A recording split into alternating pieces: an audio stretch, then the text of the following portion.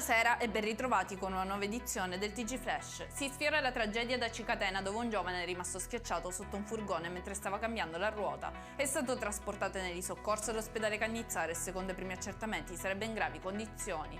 Una ciclista di 43 anni è stata investita a Palermo in via Cavour da un automobilista pirata che dopo lo scontro si è allontanato senza accertarsi delle sue condizioni.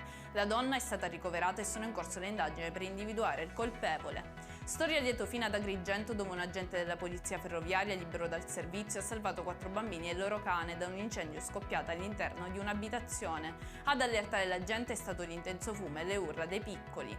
La generosità di una donna deceduta al Policlinico di Palermo ha salvato 4 pazienti in attesa di trapianto. Sono stati prelevati cuore, reni, fegato e cornee, queste ultime inviate alla Banca degli Occhi di Mestre. In conclusione il meteo, clima incerto in Sicilia per la giornata di domani 1 novembre. La Protezione Civile regionale ha diramato lo stato di preallerta per rischio incendi in provincia di Palermo e Messina.